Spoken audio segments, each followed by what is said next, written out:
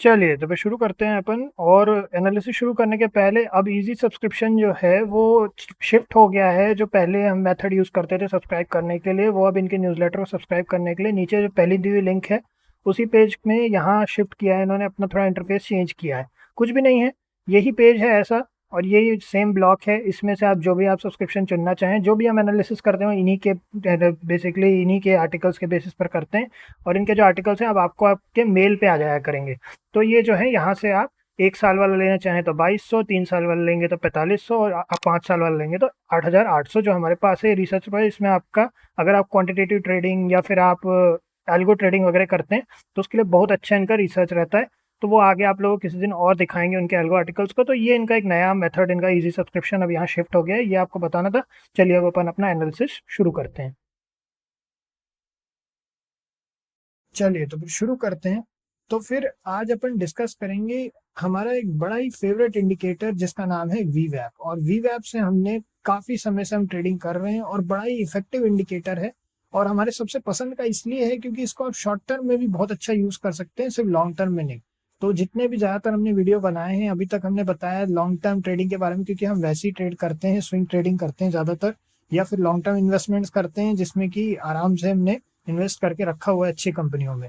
लेकिन इसका जो यूज है आप शॉर्ट टर्म में भी कर सकते हैं वीवैप का। ठीक है, सबसे पहले थोड़ा सा जान लेते हैं कि वीवैप एक्चुअली में है क्या। वीवैप का मतलब होता है वॉल्यूम वेटेड एवरेज प्राइस। वीवैप इंडिकेटर, वीवैप का जो फॉर्मूला होता है वो होता है cumulative typical price into volume divided by cumulative volume, है ना। अगर अपन इसको थोड़ा सा साधारण भाषा में समझे तो ओवरऑल जो प्राइस है उसको मल्टीप्लाई कर देते हैं और वॉल्यूम के साथ में, और उसके बाद कम्युलेटिव वॉल्यूम के साथ डिवाइड कर देते हैं। ठीक है, अब इसमें क्या है कि ये जो ओवरऑल इंडिकेटर है, ये इंडिकेटर यूज ही होता है तब जब अपने को ये जानना होता है कि भाई जो मार्केट में जो प्राइसिंग चल रही है, जैसे कि 15 मिनट टाइम फ्रेम पे ये बैंक निफ्टी का चार्ट है। ठीक है, हम आज का तो खैर कंसोलिडेटेड रहा, चलिए अपन पिछला वाला देखते हैं। ठीक है, तो क्या है, मार्केट में से जब ये ओवरऑल वीवैप के ऊपर गया, थोड़ा देर वहीं रहा, अपसाइड में रहा। अब उसके बाद जैसे वीवैप को ब्रेक किया उसके डाउन साइड आ गया। अब देखिए ये तो अपन पोस्ट मार्केट एनालिसिस कर रहे हैं, इसको लाइव मार्केट में करने के लिए आपको वीवैप के ऊपर नजर रखना है कि क्या वीवैप से ब्रेक डाउन हुआ है। जैसे कि यहाँ पे वॉल्यूम के साथ ब्रेक डाउन हुआ, यहाँ वॉल्यूम के साथ ब्रेक डाउन हुआ, है ना। ब्रेकडाउन जब होता है तो क्या वो सस्टेनेबल है, जैसे कि आज का दिन कैसा रहा, आज का दिन यहाँ ब्रेकडाउन हुआ फिर वापस चला गया, तो ऐसे में तो आपका एसएल बहुत बार। तो इसीलिए बहुत इंपॉर्टेंट है समझना कि इसके बेसिस पे अकेले ट्रेड नहीं करना है। इसके साथ आप हमेशा यूज कर सकते हैं पिवट पॉइंट्स। आपका पिवट क्लियर होने चाहिए, है ना। पिवट के साथ में आप अपने भी ट्रेंड लाइंस वगैरह ड्रॉ कीजिए और उसके साथ में ट्रेड कीजिए।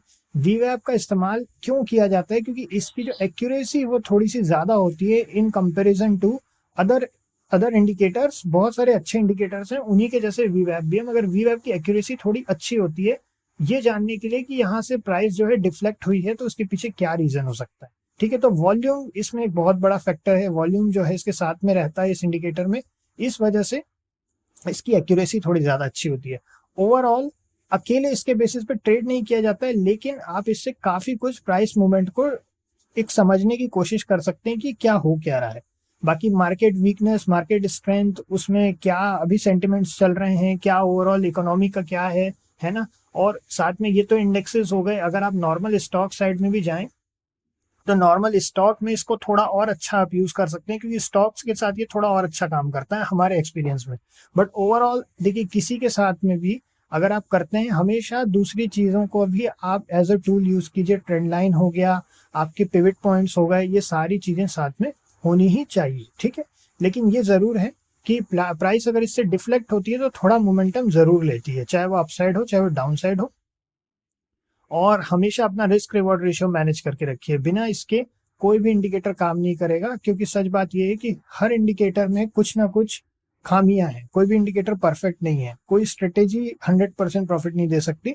लेकिन अगर आपका रिस्क रिवॉर्ड रेशियो हमेशा सही है, आपको पता है कि कैसे उसको मैनेज करके चलना है हमेशा, है ना। रिस्क रिवॉर्ड रेशियो 1:2 का रखिए।